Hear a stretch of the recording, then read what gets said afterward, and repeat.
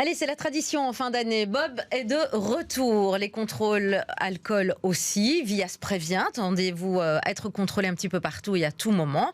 Est-ce que... Bonjour Benoît Godard. Bonjour. Merci de nous avoir rejoints. Vous êtes le porte-parole de Vias. Est-ce qu'il y a encore beaucoup trop d'accidents dus à l'alcool ?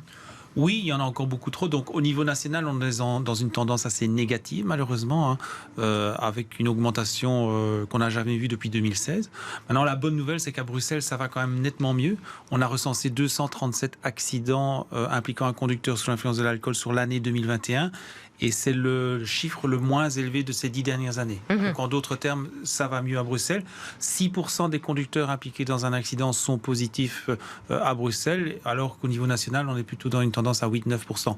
D'accord. Donc, à Bruxelles, la tendance est quand même plutôt positive, il faut le dire. Les Bruxellois sont plus sages que le reste du pays. Ils prennent plus le tram. Oh, peut-être aussi. Oui, c'est clair que dans une région comme Bruxelles, Oui. on a plus l'occasion de prendre les transports en commun, ce qui n'est pas le cas pour quelqu'un qui habite dans la province de Luxembourg, par exemple. Tout à fait. On va peut-être signaler aussi que la consommation d'alcool est la cause de 25% des accidents de la route, quand même. Oui, 1 sur 4 à cause de l'alcool. Si personne ne prenait le volant sous l'influence de l'alcool, au niveau national, on sauverait 120 vies chaque année. Donc, quand même énorme. C'est vrai que Bob a 27 ans et on voit que ça continue de fonctionner. Systématiquement, pendant les campagnes Bob, le pourcentage de conducteurs positifs est moindre que pendant le reste de l'année. Ça veut dire quand même qu'il y a cette appréhension d'être contrôlé. On n'est pas...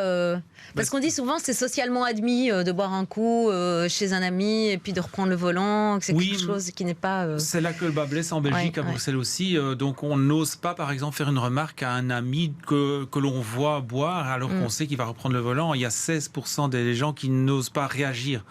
Et c'est une enquête européenne, il n'y a pas longtemps, avait montré qu'on est l'une des populations à faire le moins de remarques. On ne peut pas dire que les Anglais, par exemple, boivent moins que les Belges, mais là, ils ont vraiment dissocié totalement alcool et conduite automobile. Est-ce qu'on sous-estime cette baisse de la tension quand on est sous l'influence de l'alcool ? Mais oui, on se sent fort, il y a une perception des risques qui n'est plus là, les réflexes sont émoussés, les temps de réaction sont allongés, et donc clairement, même après 2 verres, alors qu'on se sent plus ou moins bien, entre guillemets, là, l'impact est considérable sur le risque d'accident, puisque déjà avec une alcoolémie de 0,5 pour 1000, il est multiplié par 2,5. Ah oui, c'est ce qui est quand même beaucoup. On va peut-être rappeler que 2 verres suffisent, en fait, pour être Nous positif. sommes tous inégaux par rapport à l'alcool, donc pour certains 2 verres ça pourrait encore passer les limites, pour d'autres déjà 1 verre et demi c'est déjà positif, donc je pense qu'il ne faut pas compter les verres, donc on est clair, le vrai Bob est celui qui ne boit pas du tout, comme ça il ne doit pas se fier à des applications qui n'en valent pas la peine, ne pas se fier non plus à des éthylotests jetables. Ils ne valent rien. On a fait le test une fois et on a vu qu'il y avait eu des gros problèmes, donc quelqu'un qui pensait être négatif était positif, et on a eu un réveillon de Nouvel An il y a quelques années à Bruxelles, quelqu'un qui avait pris le volant alors qu'il avait fait ce test négatif, mais son alcoolémie avait continué de monter après la prise de volant, et au moment de l'accident il était positif. Ah oui, donc quoi, il faut être bien vigilant. On va peut-être souligner que les cyclistes sont soumis à la même législation. Oui, c'est important de le dire. Oui, surtout à Bruxelles. Surtout à Bruxelles. Tout à fait, parce que certains se disent aujourd'hui je vais boire, je vais prendre le vélo.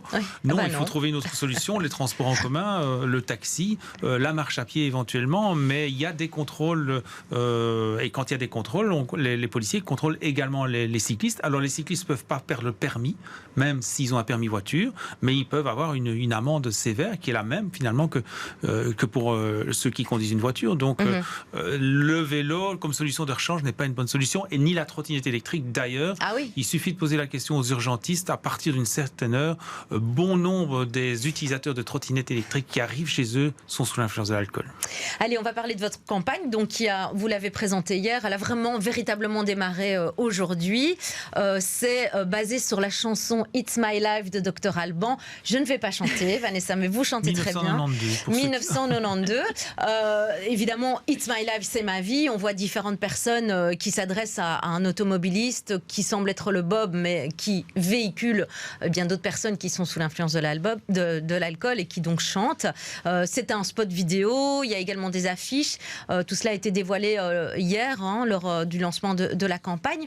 Comment est-ce qu'on fait ? Vous parlez de 27 ans de campagne Bob. Comment est-ce qu'on fait pour se réinventer chaque année ? Et pourquoi précisément cette chanson des années 90 ?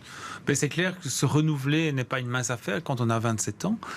Ici, on a vraiment insisté sur le fait que, ok, Bob protège sa vie, Bob protège la vie de ceux qui sont dans son habitacle, mais plus encore, quand vous croisez un piéton qui traverse de manière inopinée, quand Bob est là, ça passe. Quand la personne a bu de l'alcool, comme j'ai dit, les temps de réaction sont allongés et ça peut ne pas passer, entre guillemets, ce qui peut provoquer de graves accidents.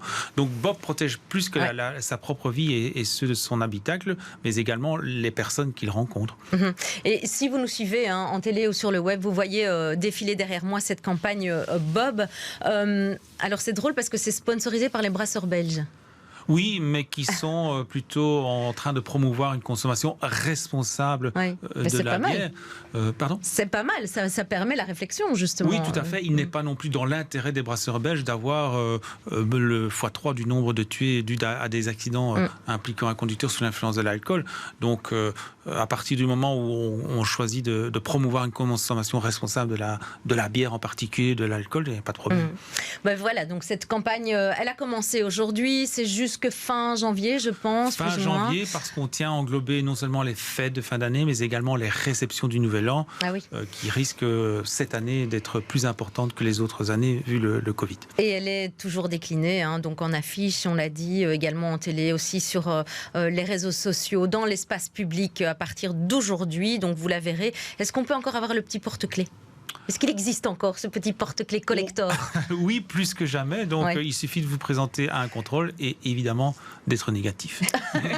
Et ce sera la récompense, le porte-clés, c'est ça Petite anecdote, il y a, en Flandre l'an dernier, il y a une dame qui voulait absolument l'avoir. Elle était négative, elle s'est présentée au contrôle. Ce qu'elle avait oublié, c'est qu'elle n'était pas en ordre d'assurance. Donc, les policiers ont tout vérifié. Donc, elle a eu son porte-clés, mais elle n'a pas pu repartir. Oui, c'est un peu ballot. Vous disiez tout à l'heure qu'en Angleterre, ils avaient fait vraiment la distinction entre boire ou conduire.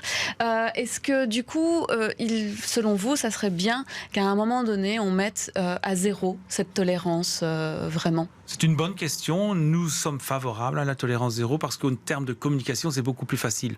Aujourd'hui, 0,5, comme on vous le disiez, un verre et demi, 2 verres, certains calculs, d'autant qu'il existe plein d'applications qui ne valent rien, mais qui existent quand même, qui permettent de calculer ce que soi-disant, vous pouvez boire.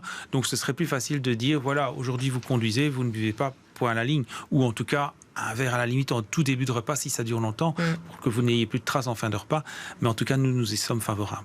Et on pourrait imaginer, aussi pour les particuliers, parce que je pense que ça existe pour les chauffeurs routiers, d'avoir un alcotest qui permet de mettre en route le véhicule. Ça aussi, vous pensez que... Les tests anti-démarrage existent. Il existe sur base volontaire. Donc, si vous voulez en mettre un dans votre voiture, vous pouvez.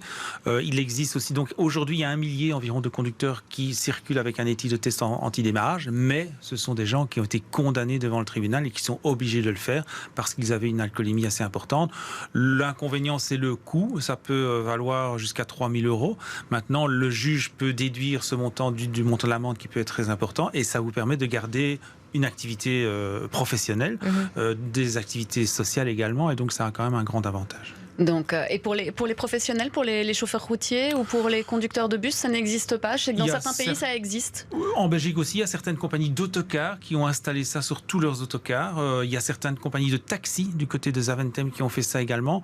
Donc, en fonction du fait si le patron est sensibilisé ou pas à la problématique, ça peut exister. En tout cas, c'est une bonne idée. Ça a un coût, mais c'est une bonne idée.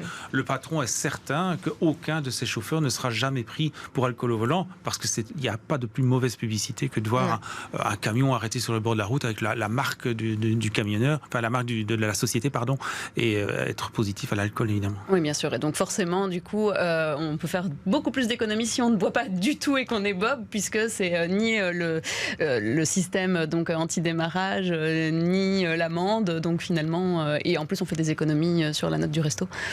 Oui, tout à fait. Mais il existe aussi, tant dans les rayons des grands supermarchés que dans les restaurants maintenant, une gamme beaucoup plus étendue qu'il y a quelques années de cocktails sans alcool, de bières sans alcool, de mousseux sans alcool. C'est une nouvelle mode en fait. C'est une nouvelle mode. Non mais c'est vrai, moi les bières sans alcool ont vraiment le vent en poupe. Il y en a pratiquement, je ne vais pas citer de marque, mais on voit de toutes sortes de bières sans alcool et c'est très bien comme ça.